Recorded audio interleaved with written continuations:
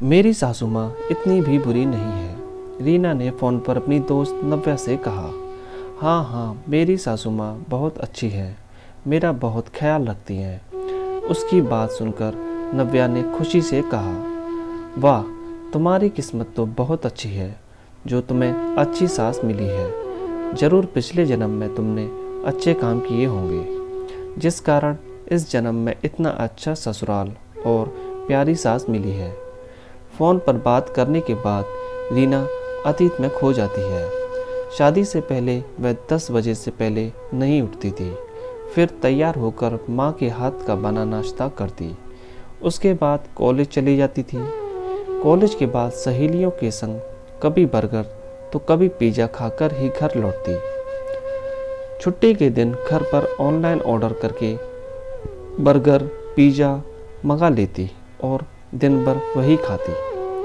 घर के खाने उसे बिल्कुल पसंद नहीं थे। रोज़ रोज़ दाल चावल व रोटी सब्जी खाकर वह ऊब जाती, पर बर्गर खाकर कभी ना ऊबती। माँ कितना भी उसे समझाती, पर वह माँ की बात अनसुना कर मनमानी करती। शादी के बाद ससुराल में आते ही सासू माँ ने रसोई की भागदौड़ उसे थमा दी, ये कहकर कि खाना बनाओगी तभी तो सीखोगी।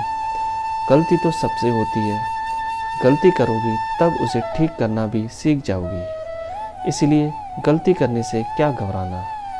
रीना ने कभी सपने में भी नहीं सोचा था कि ससुराल में ऐसा हाल होगा।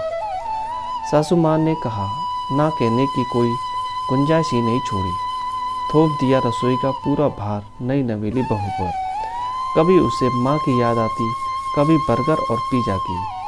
उसकी आंखों में आंसू आ जाते, पर अब कर भी क्या सकती थी। कोई उसके दर्द को समझने की कोशिश ही नहीं करता।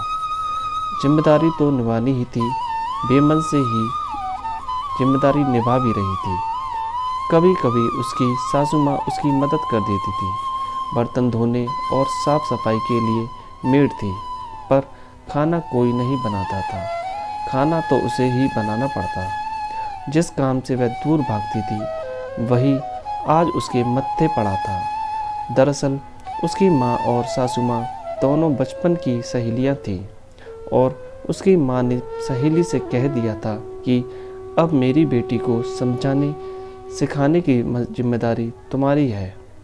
थोड़ा कठोर होकर भी उसे जिम्मेदारी का एहसास कराना पड़े तो झिझकना मत। कठोर अनुशासन की नींव पर ही जिम्मेदारी का महल बनाया जा सकता है, और बेटी के मुंह में मैं ऐसा करने से चूक गई।